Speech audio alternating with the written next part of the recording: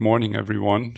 Thank you very much, Anna, for inviting me. It's a pleasure. Yes, I want to contribute to this discussion with answering at least a part of the questions that you raised, how to do the transition.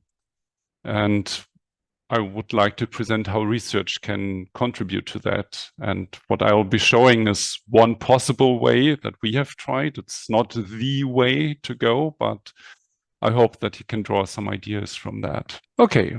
The views expressed are mine and not necessarily reflect those of the DIFA membership. It's just a disclaimer because I'm in the office and not one of the governing board guys.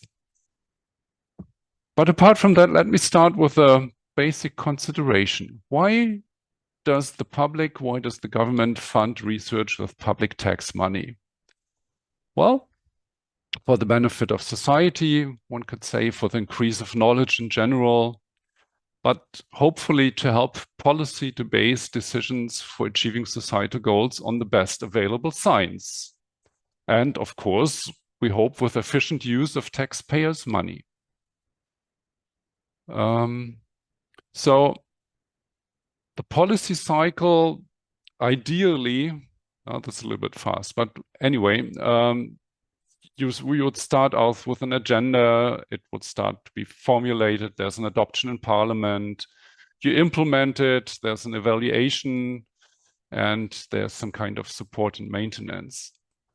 So that's the ideal policy cycle. And already there, you probably know this is not what reality does. And if you come to science, where could science support the policy cycle? Well, with impact assessment support, independent verification and validation, evaluation, crisis response, and everything. And also this is rather ideal. And, you know, things are missing from this ideal picture. And if we look to agriculture, what is missing? Well, it's the interaction with society. And we've come away from thinking that if you invent something or discover something in science, it will somehow directly come to the farmers and the rest of the world. This is just not the way it happens. And we have come to see that co-creation of knowledge is much more effective. This has happened in and with developing countries, or rather with the farmers in developing countries. And it has shown it's just more effective to co-create this knowledge. What else is not in this ideal cycle? Well, there's a whole heterogeneity of actors. Not all politicians, farmers, and institutions are the same, and also not all the scientists are the same. The funding of research is not in there. And of course, the interest of individuals is not the same as the interest of the society in itself. And what else? And this is actually where we get in. Publicly funded research is mostly organized by competition for funds. You all know that, or most of you may know that. You write, you answer to calls for submissions, and then it's rated, and trying to get the best research. But there's rarely an institution that looks for scientific complementarity. So how can we address that? What can actually the research side do to improve knowledge creation and efficient use of public money? Because we are all citizens of one country, and I think, or DAFA thinks, we should also look to how things could be done more efficiently, money-wise, but also organizational-wise. At the EU level, there's something like DAFA. It's the SCAR, the Standing Committee on Agricultural Research. They do, I think, good work on the European level. And in Germany, we have the DAFA, Deutsche Agrarforschungsallianz, or German Agricultural Research Alliance. We are a self-organized network of research institutions. We list and prioritize necessary research to achieve societal goals. This is just in a nutshell. We recommend conditions for effective research. We also try to avoid overlaps and fill gaps because we're a small association and we can't do everything. And there are others out there, committees who already do good work, and we don't need to duplicate that. We try to keep our processes transparent, and our results are always suggestions, and we think it's the policy's responsibility to listen and react. They have a choice there as well. They can ignore us, and sometimes they do. So now, in the next slides, I want to explain a little bit more how and what DAFA does, and by that give you just some ideas. As I mentioned in the beginning, it's not the way, I don't mean that things have to be run this way, but it's an option to go. So Germany is a federal country. We've got 16 states, lots of interests, a big university system, and we don't have a central academy of agricultural science or something. So we have many, many institutions that actually do scientific research. A ballpark number would be about 80. It depends on how you define agriculture and whether you count nutrition in there as well. So we have in our membership about 80% of the agricultural research institutions, and of those 12 universities, 7 universities of applied science, Leibniz research centers. They are a little bit more focused in their research. We have federal institutes, Fraunhofer institutes that are a little bit closer to industry. We have 17 regional institutes, state research institutes, chambers of agriculture that also do a little bit of research, and then a number of other institutes that are not directly funded by the one level of government. And you see from the top that the financing can also vary quite a bit. So universities, for example, are funded by the states. The federal institutes, of course, are funded by the federal government, and there are various mixed funding setups in there. So the voice of agricultural research in Germany can be quite incoherent with those with that great number of members, and we thought about how can you actually change that. So DAFA was founded to address that in 2011. Right now we have 63 publicly funded institutions. There's a governing board, so it's structured like an association. Persons are elected by the general meeting for 2 years. There are 2 persons in the office. We are funded by a membership fees by those institutions and a contribution to the office by the Federal Ministry of Agriculture. So they've also seen, they see a value in what we are doing.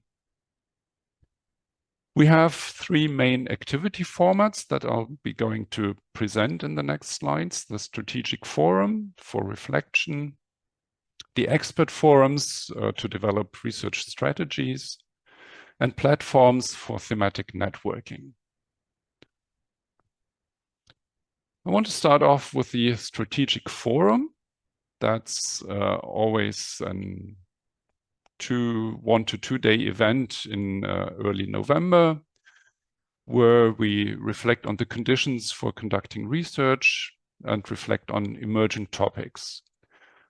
It's an open event, and usually 100 to 130 participants from various parts of society take part. And on the right-hand side, you can see some of our topics that we had over the years, from evaluation of applied research to the food of tomorrow, CRISPR-Cas, and also what is research actually, or science about, so the dimensions of agricultural sciences. And during, that was not intended, but during Corona, and around Corona, time, we had started a vision development. What is agriculture looking like in 2049, so 30 years from 2019 when we started it? That vision development encompassed 3 public events, and the goal was to initiate discussions within DAFA, but also elsewhere.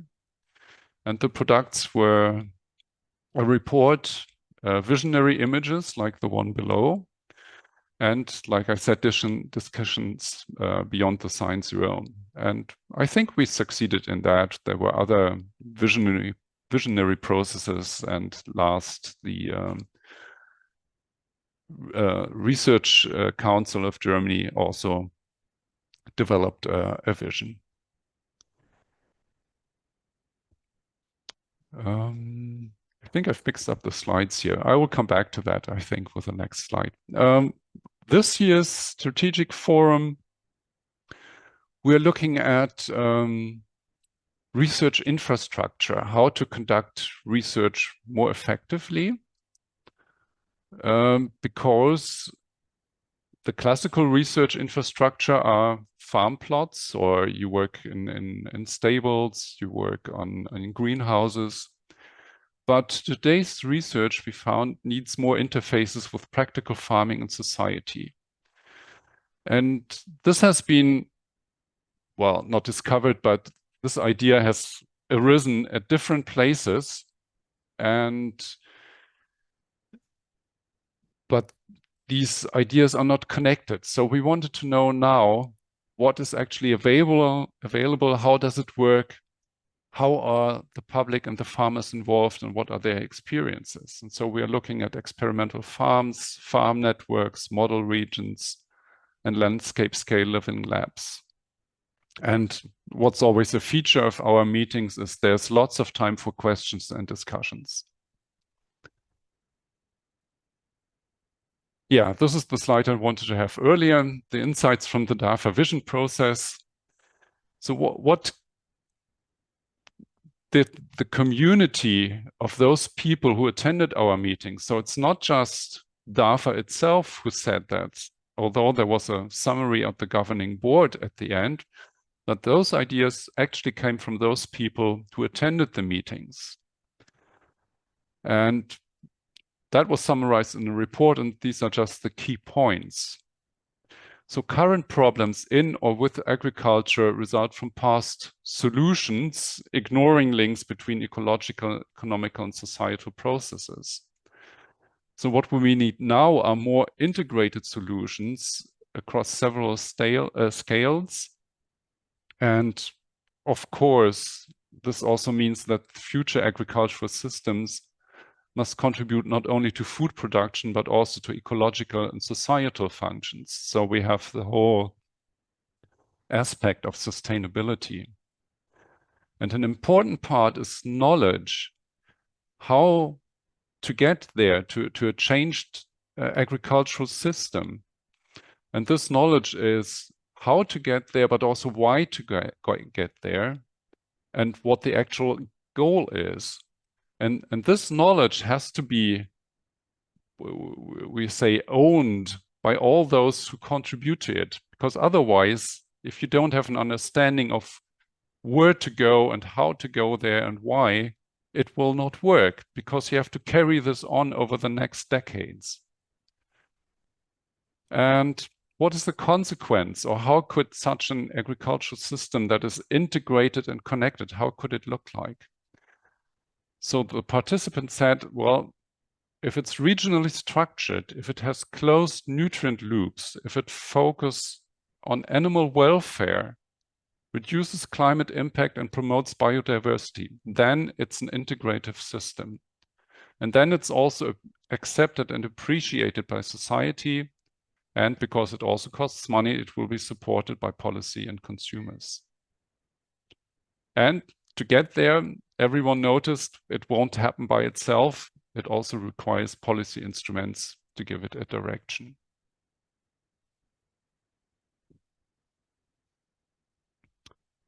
Then we have in DAFA the expert forums. The those are our activities to produce research strategies, because we've noticed sometimes scientists go off on their main interests and they respond to calls, but at the end there's no one to pull everything together. And we think maybe you could already start in the beginning by focusing or orchestrating the research and start with good ideas that could be reflected in the calls already. So you see some of the topics that we have addressed. Maybe you're missing some hot topics, but we at that time when we started it, we have seen there are already other agencies or groups working on that, so we don't have to duplicate that. And when we start a research strategy, then it started with a draft text. It goes into public discussion. The texts are revised, and sometimes it takes several circles. And when the governing board and the membership is happy with that, then it's published and offered as a base for decisions to funding agencies. And after 3 years or 4 to 5 years, then we review the strategy and look how far has science come? Do we have to change the strategy? Do we have to change the goal? Or maybe we have achieved our, we have reached our goal.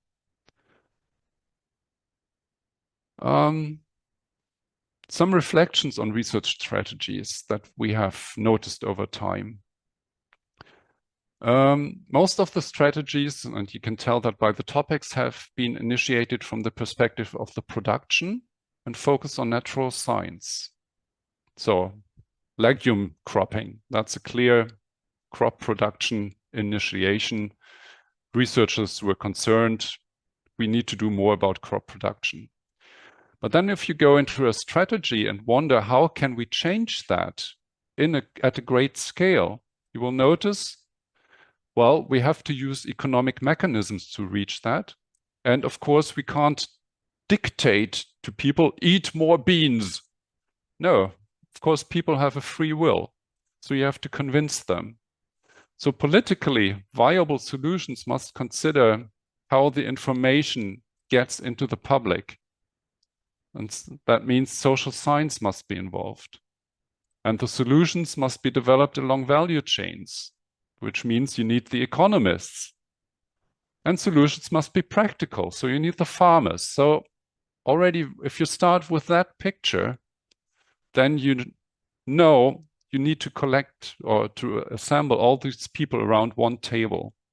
And of course, we know by now with the planetary boundaries, solutions must be sustainable. You can't have a solution that's at the detriment of something else.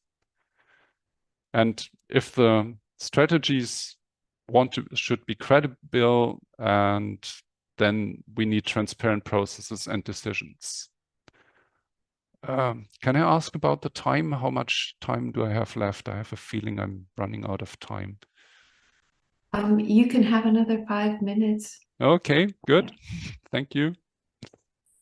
Then I will still, this was one example of the grassland strategy. So one strategy is also to sell this better, is to protect grasslands, to say we need better meat from grasslands, better milk from grasslands, and use the fiber and energy from grasslands so we can keep grasslands working on their ecological ecosystem services and produce things. The legume strategy was quite successful because we succeeded of involving the federal government in there as a guest. They had no voting rights, but it helped translating it into funding calls. And then we have the platforms that we introduced because we noticed that sometimes scientists go off into different directions, but we need to focus on agricultural transformation. And we've tested this with agriculture and climate change in controlled environment agriculture. And we did something similar, like today we had webinars on diverse topics that were suggested from the board. And we were overwhelmed. We had expected something like 30 to 50 people, but we had 100 to 400 registrations and 40 to 300 participants. And after those presentations, which were well accepted, we also offered that people could present their own projects, and we had asked in advance to give us ideas, and then we published short lists where you can see here on the right side how that looked like. And people appreciated that, because sometimes they didn't know, oh, the institute on the next side of the next street is doing something similar or something complementary. And we'll have a congress arising from this webinar, where we also asked researchers, well, what is your interest? So we asked for sessions. And you can see from the wide range of topics that there's actually a need to come together on the topic of agriculture within the topic of climate change. So you have something of the expected things, carbon farming, but also effects of climate change, what is needed for a change in human nutrition, because that's a great part of it, or new plant production systems of crops, and also governance is one of the parts that that we are addressing at the conference. Yeah, so you can see, for example, governance, there are 17 abstracts, so people who want to present on that. And there are 14 abstracts on transformative research and 10 abstracts on value change. So it's a big thing. It's not just production. So to finish, and I hope in time, our goals are always linked to a big goal where we can assume, or where we can ensure that the public, the society is behind that. So the Paris Agreement on climate change, the Sustainable Development Goals, and the National Strategy for Sustainability. And we found that with coordinated approaches, climate change can be mitigated and food security achieved and biodiversity maintained. But for this, agriculture has to adapt. And scientists and farmers and policy together can work out fair and sustainable solutions. And the most important thing, I think, is that understanding the views of different stakeholders on the goal is already a success and helps setting priorities and finding compromise solutions.